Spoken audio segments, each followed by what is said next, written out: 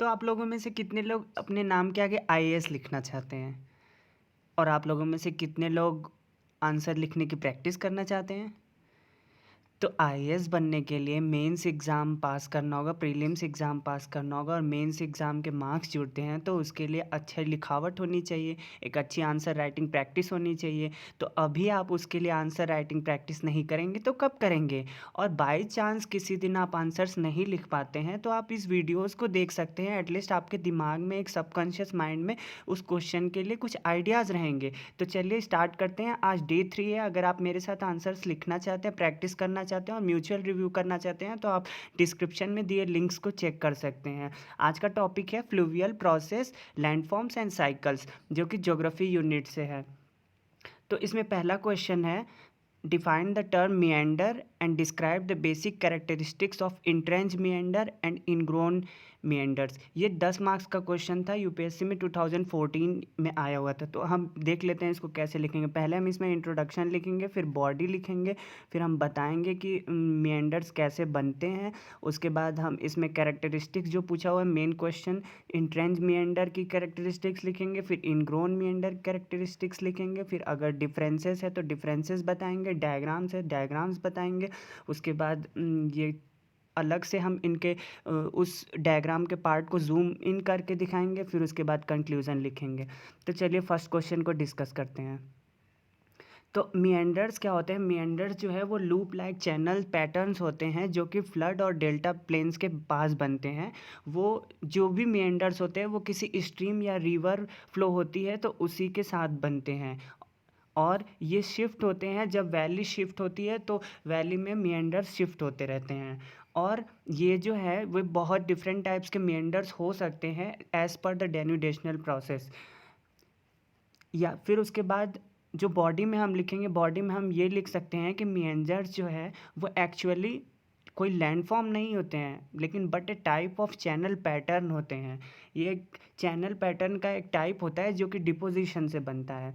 अब मिएंडर्स जो है वो सेडिमेंट्स को इरोजन करता है और मिएंडर्स स्ट्रीम जो होते हैं वो शिफ्ट होते रहते हैं चैनल के अकॉर्डिंग, जिसको हम मिएंडर बेल्ट बोलते हैं। और जो ये होता है ये 15 to 18 times wider than the average width होता है।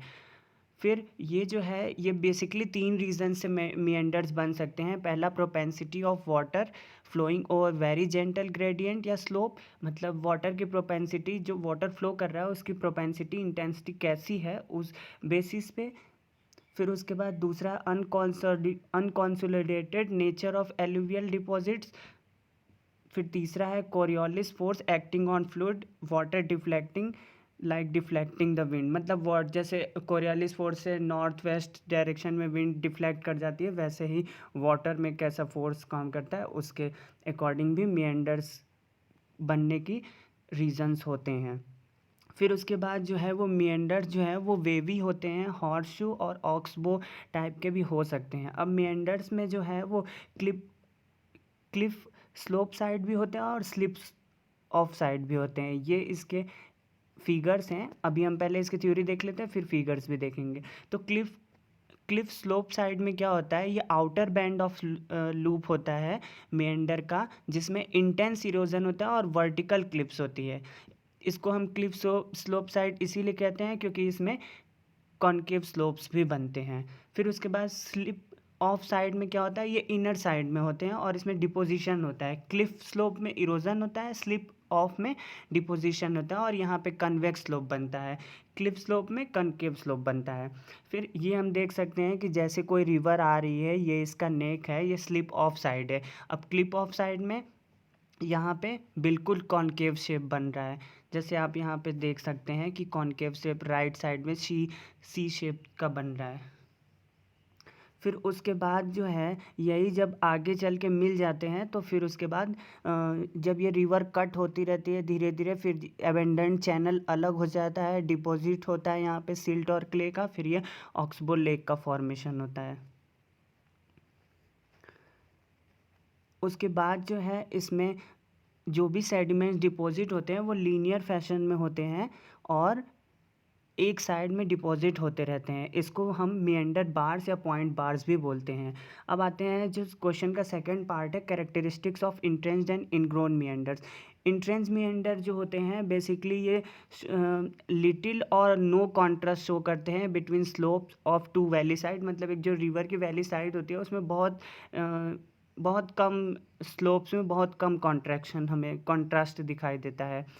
फिर उसके बाद जो ये मीएंडर्स जो होते हैं ये टेक्निकली एक्टिव एरियाज़ में मिलते हैं जहाँ पे वर्टिकल अपलिफ्टमेंट बहुत फास्ट होता है, due to which vertical incision by rivers dominates over lateral erosion. क्योंकि वर्टिकल अपलिफ्टमेंट बहुत फास्ट होता है जिसकी वजह से वर्टिकल कटिंग जो होती है, वर्टिकल इंसीजन जो होता है वो ज़्यादा होता है लेटरल इरोजन से। फिर थर्ड कैरेक्टरिस्टिक्स ये होती है, ये बहुत यूनिफॉर्म स्लोप के होते हैं और ये बोथ साइड ऑफ वैली पाए जाते हैं जो मेंडर्स के लूप होते हैं, इंट्रेंस मेंडर्स के। और फोर्थ इसमें ये पॉइंट होते हैं, they consist of narrow trench, इनके ट्रेंच बहुत नैरो होते हैं, वाइड नहीं होते हैं। और these meanders develop a snake like pattern and they have ability to cut the hard rock, that is why also called as incised meander। मतलब ये snake like pattern like S shape में ऐसे ऐसे बनते रहते हैं और ये हार्ड रॉक्स को इसीलिए बहुत ईजिली कट कर देते हैं, इसलिए हम इसको incised meanders भी कहते हैं। फिर सेकेंड है इनग्रोन meanders। इनग्रोन meanders जो हैं इनमें जो है एसिमेट्री दिखती है हमें, इंसाइज मेंडर्स में एसिमेट्री दिखती है इनके क्रॉस प्रोफाइल ऑफ वैली में। और जो outside of meanders outside of meander curve जो होते हैं वो इनग्रोन मेंडर्स पाए जाते हैं। और जो इनसाइड होते हैं उसमें स्लिप ऑफ स्लोप मिलते हैं। मतलब हम इसको ऐसे देख सकते हैं कि they exhibit pronounce asymmetry of cross profile of valleys with under cut slope. Under cut slope जो है वो lying on the outside of meander curve and slip off slope lying on the inside of meander curve. मतलब जो under cut है वो outer side में होगा और स्लिप ऑफ स्लोप जो है वो इनसाइड साइड में होगा, इनसाइड होगा। फिर सेकंड पॉइंट हम देख सकते हैं इसमें, ये unequal slope of valley side होते हैं where in one side of valley represented concave और अनदर साइड जो होगा वो कॉन्वेक्स होगा। एक का जो ये स्लोप होगा वो बहुत डीप होगा, एक का जो होगा वो जेंटल होगा। फिर थर्ड पॉइंट इसमें हम देख सकते हैं कि ये एसिमेट्रिक जैसा कि हमने ऊपर लिखा है, और ये forms when the river cuts less rapidly Erode for the sides an example of grand Canyon. मतलब ये रिवर बहुत लेस रैपिडली कट होते हैं, बहुत फास्ट नहीं होते जैसे इन साइज में या इंट्रेंस में बहुत फास्ट कटिंग हो रही थी। और यहाँ पे इसका एक एग्जांपल हम ग्रैंड कैन्यन का दे सकते हैं। फिर उसके बाद इंट्रेंस मेंडर जो है इसमें हम ये भी लिख सकते हैं, it is apparent that entrench meander represent the incise meander in which valley floors have been deeply entrenched through vertical erosion, जैसा कि हमने ऊपर लिखा है। फिर उसके बाद कंसिक्वेंट अपॉन रिजुविनेशन, यहाँ पे हम रिजुविनेशन वाला पॉइंट ऐड कर सकते हैं कंपैरिजन के लिए। वेयर एज इनग्रोन मेंडर्स जो होते हैं one side of valley has been deeply under cut resulting into formation of hanging cliff. मतलब कि ये जो इनग्रोन मेंडर्स होते हैं इसमें वैली का वन साइड कट होता जाता है जिसके वजह से हैंगिंग क्लिफ का फॉर्मेशन होता है। अब डिफरेंसेस देख लेते हैं। इंट्रेंस जो है वो सिमेट्रिकल होता है, forms when river down cuts particularly और क्विकली, मतलब बहुत जल्दी होता है, रैपिडली। और फिर इनग्रोन जो होता है वो एसिमेट्रिकल होता है और river down cuts less rapid speed. फिर उसके बाद due to speed which the river down cuts there is little opportunity for lateral erosion. यहाँ पे लेटरल इरोजन की लेस अपॉर्चुनिटी होती है, यहाँ पे लेटरल इरोजन की और वर्टिकल इरोजन की ज़्यादा अपॉर्चुनिटी होती है। इसका एग्जांपल हम दे सकते हैं गोजेनेक्स ऑफ सैन जुआन रिवर इन साउथ ईस्टर्न उटा और horseshoe Canyon of Colorado river और रिवर वीर दुरहम में। फिर इसके बाद इनग्रोन में हम एग्जांपल दे सकते हैं कि रिवर रेडोल का, रिवर वायर का, टिंटर्न एबेटू सिमोस यार्ड में। फिर उसके बाद एक यहाँ पे हम ये डायग्राम बना सकते हैं कि यहाँ पे स्लिप ऑफ साइड बन रहा है, यहाँ पे क्लिफ स्लोप साइड बन रहा है और यहाँ पे डिपोजिशन होता है, यहाँ पे मेंडर नेक बन रही है, यहाँ इरोजन हो रहा है। आप डायग्राम में देख सकते हैं। अब इसमें एक जेटी हैक ने एक पॉइंट बोला है कि formation of ingrown meanders definitely reflect dominance of lateral cutting over lateral cutting. मतलब कि लेटरल कटिंग का ही डोमिनेंस होता है जो इनग्रोन मीएंडर्स में होता है। तो it also reflects structure control, मतलब ये रिफ्लेक्ट करता है कि स्ट्रक्चर का ही कंट्रोल होता है हर मीएंडर्स के फॉर्मेशन में। इसीलिए जो है इनग्रोन मीएंडर्स ज़्यादा कॉमन होते हैं वीकली, मतलब वीकर रॉक्स में। स्ट्रक्चरली जो रॉक्स बहुत कमज़ोर होते हैं वहाँ पे इनग्रोन मीएंडर्स जल्दी मिलते हैं, और जो इंट्रेंस मीएंडर्स होते हैं उसमें वो हार्ड लिथोलॉजी या हार्ड रॉक्स में ज़्यादा मिलते हैं। ऐसा क्यों होता है? क्योंकि यहाँ पे लेटरल कटिंग और वर्टिकल कटिंग की बात हो रही है, इसीलिए ऐसा हो रहा है। फिर यहाँ एग्जांपल बना सकते हैं इंट्रेंस मीएंडर का, ये रिवर वीर का केस स्टडी है, और यहाँ पे इनग्रोन का रिवर वायर का है। तो यहाँ पे हम इसको अगर जूम करेंगे इस पोर्शन को तो ये ऐसा बनेगा, क्रॉस वैली प्रोफाइल में ऐसा दिखेगा, कट वर्टिकली। और यहाँ पे जो है वो लेटरली भी हो रहा है और वर्टिकली भी कट हो रहा है, जो इनग्रोन मीएंडर्स वाला फिगर है। आप पॉज करके फिगर बना सकते हैं। फिर उसके बाद कंक्लूजन में हम ये लिख सकते हैं कि मियांडरिंग जो है वो नेचुरल प्रोसेस है जो कि number of environmental factor, lithological characteristics, topographic characteristics, general slope, vegetation, annual precipitation, stream discharge, इन सब की वजह से होता है। और साइकिल ऑफ इरोजन का भी इसमें इम्पॉर्टेंट फैक्टर होता है। और मिएंडर्स जो है वो रिजल्ट ऑफ इरोजन और डिपोजिशन दोनों होते हैं, मतलब सिर्फ इरोजन ही नहीं होता है, कहीं डिपोजिशन भी, जो इरोड होता है उसका डिपोजिशन होता है, उसकी वजह से मिएंडर्स ओवरऑल बनते हैं। तो यही बेसिकली इस क्वेश्चन में लिखना था हमें। अब हम चलते हैं सेकंड क्वेश्चन पे। सेकंड क्वेश्चन हमारा है discuss the formation, morphology and significance of flood plane. यहाँ पे हमारे कीवर्ड जो हैं वो फॉर्मेशन, मॉर्फोलॉजी और सिग्निफिकेंस ऑफ फ्लड प्लेन्स हैं, ये प्राइमरी कीवर्ड। सेकेंडरी कीवर्ड्स हमारा है उनको डिस्कस करना है। तो इंट्रोडक्शन में हम इसमें ये लिखेंगे, सिंपल सा इंट्रोडक्शन हम लिखेंगे कि flood plain is an area low lying ground adjacent to river. मतलब एक रिवर के जो एडजेसेंट होता है लो लाइंग ग्राउंड, मतलब वो रिवर से थोड़ा नीचे होता है, वही फ्लड प्लेन एरिया होता है। ये फॉर्म होता है form mainly because of flooding of river, जब रिवर में फ्लड आ जाता है, और deposition of sand sediments on the river bank, मतलब रिवर बैंक में जो सेडिमेंट डिपॉजिट होते हैं उसके वजह से होता है। ये बेसिकली डिपोजिशनल लैंड फॉर्म होता है जो कि रिवर, जो कि वैली और वॉल्स के बीच में बनता है, मतलब वैली वॉल्स दोनों जो होती हैं उसके बीच में बनता है। फिर उसके बाद बॉडी में हम इसमें यहाँ से शुरू करेंगे कि flood plains are relatively flat area of land that stretch from bank of parent stream, मतलब रिवर की जो पेरेंट स्ट्रीम है और वैली, इन दोनों के बीच में स्ट्रेच होता रहता है। अब इसमें फॉर्मेशन में हम, जो हमारा क्वेश्चन है फॉर्मेशन, मॉर्फोलॉजी और सिग्निफिकेंस, तो फॉर्मेशन में हम लिखेंगे they are form mainly due to deposition of fine sediment, से डिपॉजिट होने से सिल्ट, सैंड, मड्स, क्लेज, इन सब रीजन से बनते हैं। फ्लड प्लेन्स जो होते हैं वो बहुत फर्टाइल होते हैं क्योंकि इनकी फर्टिलिटी हर साल रिन्यू होती रहती है एलुविएशन प्रोसेस से, इसीलिए इनको एलुवियल प्लेन्स भी बोलते हैं। और they are formed of argillaceous sediments और एलुवियल सॉयल। एर्गिलेशियस मतलब जिसमें क्ले कंपोनेंट्स होते हैं। Flood plains are formed by lateral accretion and vertical accretion. अब इसमें दो तरह से फॉर्म होते हैं। लेटरल एक्रीशन में क्या होता है कि channel, it occurs with in the channel, मतलब रिवर के चैनल के अपने बीच में ही होता रहता है, मतलब उसी के अंदर होता रहता है। और इसमें बार्स का फॉर्मेशन होता है, deposition of coarse material particularly bed load.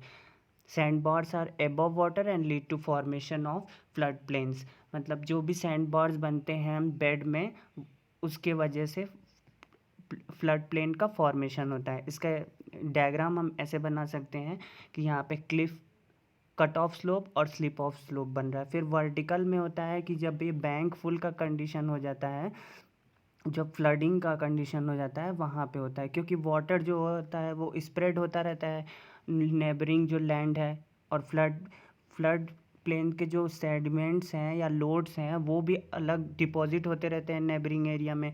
और as the competency increases the course material will be deposited. जाहिर सी बात है वो सारे जो मटेरियल रहेंगे वो कहीं ना कहीं तो डिपॉजिट होंगे, तो वो पास के एरिया में डिपॉजिट होते हैं और ये अनकॉन्सोलिडेटेड सैंडी रीजेस भी बनाते हैं। तो सेडिमेंट जो है वो उसकी साइज़ डिक्रीज़ होती जाती है जैसे जैसे हम रिवर से दूर जाते जाते हैं, क्योंकि वो हल्के होते हैं इसलिए वो ज़्यादा दूर तक कैरी कर पाते हैं। जो भारी होते हैं वो रिवर के पास ही रह जाते हैं। तो इसका डायग्राम हम ऐसे बना सकते हैं। बैंकफुल कंडीशन है, यहाँ पे कोर्स है, यहाँ पे फाइनर सेडिमेंट्स है। जो रिवर के पास है वो कोर्स है, जो दूर है फाइनर है, और कॉम्पिटेंस इसमें डिक्रीज़ हो रहा है लेफ्ट साइड में। अब इसकी मॉर्फोलॉजी की बात करें तो मॉर्फोलॉजी जो है वो रिवर चैनल से, फॉर्मेशन ऑफ नेचुरल लेवीज से, प्लेन्स सरफेस से, ऑक्सबो लेक, टेरेसेस, क्रीवैस चैनल्स, इन सब से हम बता सकते हैं कि इसकी मॉर्फोलॉजी कैसी होती है फ्लड प्लेन की। तो इसमें मेनली नेचुरल लेवीज की हम पहले बात करते हैं। तो नेचुरल लेवीज जो होते हैं वो लीनियर नैरो लो अनकॉन्सोलिडेटेड सैंडी रीजेस होते हैं जो कि रिवर चैनल को बॉर्डर करते हैं। और यहाँ पे एवल्सन जो होता है वो बैंक फुल कंडीशन में ही होता है जब वाटर ओवरफ्लो करता है बैंक से, रिवर बैंक से। अब इस पीरियड में जो है वो इरोज़न होता है, इरोज़न होता रहता है रिवर के द्वारा। तो फिर as a result the rills can get converted into rivulets, मतलब ये इसका और प्लूरल फॉर्म है। Further the enlarging to form another channel, जिसके वजह से और एक और चैनल बन जाता है। अभी हम इसको डायग्राम से देखेंगे। तो एवल्सन जो है वो बहुत कॉमन फेनोमेना होता है, मल्टी इम्ब्रांचिंग चैनल्स जिसमें बनते हैं, पर्टिकुलरली मिडिल और लोअर रीजेस में ये होता है। जैसे ये हमारा कॉन्टिन्यूस लेवीज है, ये ब्रीच ऑफ वाटर है जिसके वजह से फॉर्मेशन ऑफ क्रिवासिस हो रहे हैं। अब उसका मैग्नीफाइड फॉर्म में हम देखेंगे तो वो एवल्सन होगा। अब एवल्सन यहाँ पे हुआ, रिवर की इम्ब्रांचिंग हो गई, एक आ रहा था अब यहाँ दो हो गया। अब इसमें जो है ये फॉर्मेशन ऑफ मिएंडर्स जो है वो रिफ्लेक्ट करता है increase in capacity of river to carry load. Turbulence जैसे जैसे इंक्रीज होगा वैसे वैसे कैपेसिटी टू कैरी लोड भी इंक्रीज होगा। अब मिएंडरिंग जो है, मिएंडरिंग से lateral shifting of river channel होता रहता है। फिर हम आगे इसमें और ये बात लिख सकते हैं कि ऑक्सबो लेक जो होता है वो कट ऑफ, एक तरह से वो कट ऑफ मिएंडर ही होता है। ऑक्सबो लेक्स जो होते हैं वो seasonal wetlands are often part of flood plains. मतलब ये मॉर्फोलॉजी में हम ये सारी बातें लिखेंगे कि क्या क्या होता है, टर्बुलेंस के क्या रीजंस होते हैं, ऑक्सबो लेक होता है, नेचुरल लेवीज होती हैं, और उसके बाद सीजनल वेटलैंड्स होते हैं। ये सब इसी के पार्ट होते हैं जो कि इरोजन और डिपोजिशन से कंटिन्यूसली बनते रहते हैं। फिर उसके बाद मिएंडरिंग स्ट्रीम जो होती है वो फ्लड प्लेन में भी कंट्रीब्यूट करती है, फ्लड प्लेन के एग्रेडेशन में और लैंड एलिवेशन को बढ़ाने में, और इरोजन में भी कंट्रीब्यूट करती है। अब ये उसके वजह से जो टिपिकल एग्रेडेशन होता है उसके वजह से ब्रेडेड रिवर जो आती हैं वो इंक्लूड करती हैं रिवर डेल्टास को, जहाँ पे कि मेनली कोई भी फ्लड वे जो है वो डिस्क्रीट चैनल में सेपरेट हो जाता है। जो भी मेन फ्लड वे होता है वो छोटे छोटे चैनल्स में और टाइनी आइलैंड में सेपरेट हो जाता है। फिर उसके बाद ये जो डिपोजिशन ऑफ एलुवियम है वो एक रिवर के फॉर्म में क्रिएट होता है, जिसके वजह से रिवर के फॉर्म में या स्ट्रीम ब्रेक हो जाता है या ब्रीचेस बन जा सकती हैं।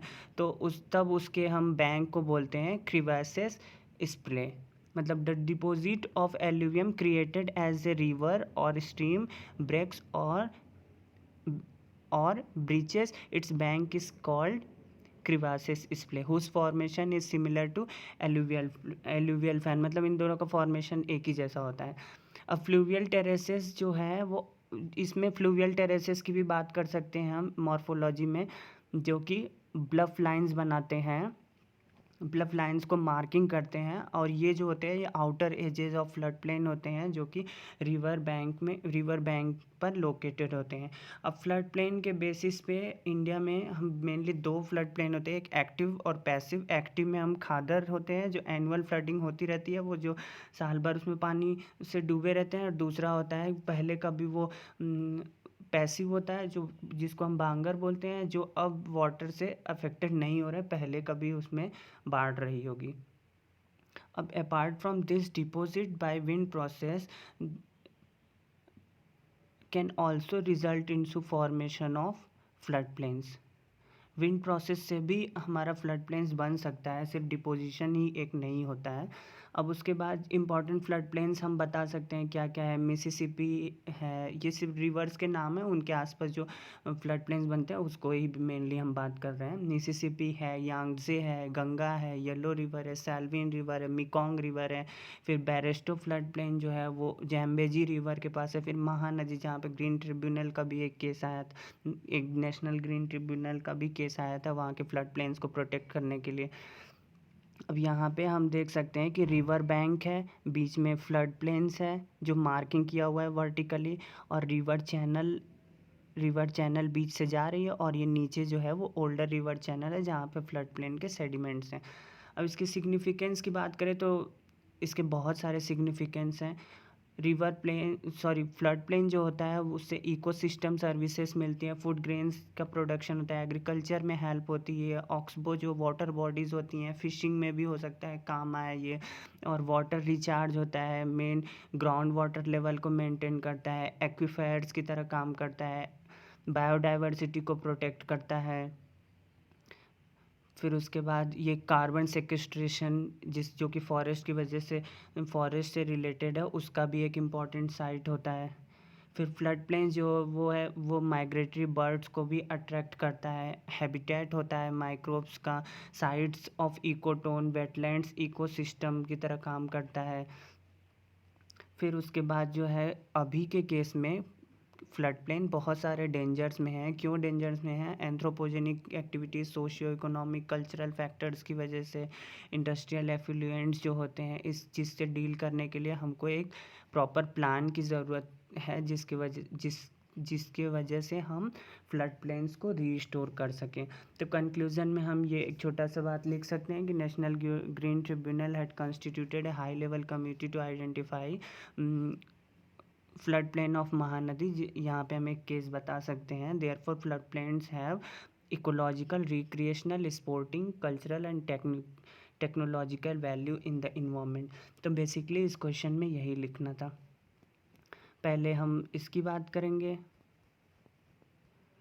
कि फ्लड प्लेन क्या होते हैं, फिर उसके बाद इसका फॉर्मेशन बता देंगे, फिर लेटरल होता है, वर्टिकल होता है, फिर उसके बाद हम इसमें मॉर्फोलॉजी बता देंगे क्या क्या होते हैं, नेचुरल लिविस, ऑक्सबोर्ड, टेरेसेस, क्रिवैसेस, एवल्सन के प्रोसेस, ये सब बता देंगे। फिर उसके बाद हम एक्टिव फ्लड पैसिव बता भी सकते हैं, इसमें कोई इतना इंपॉर्टेंट, बस नाम लिख देंगे तो भी हो जाएगा। और फिर इंपॉर्टेंट फ्लड प्लेन्स के नाम लिख देंगे, फिर सिग्निफिकेंस बता देंगे, और उसके बाद conclusion. So thank you so much for watching the video. अगर आपको मेरा काम पसंद आया, अगर ये एफर्ट्स अच्छा लगा या वीडियो में कुछ आपको सीखने को मिला, तो प्लीज़ लाइक करिए और चैनल को सब्सक्राइब करके और अपने फ्रेंड्स के साथ और जो लोग प्रिपरेशन में हैं उनके साथ भी शेयर करिए। Thank you so much. Have a beautiful day and all the best for your study. Bye bye. Take care. Thank you.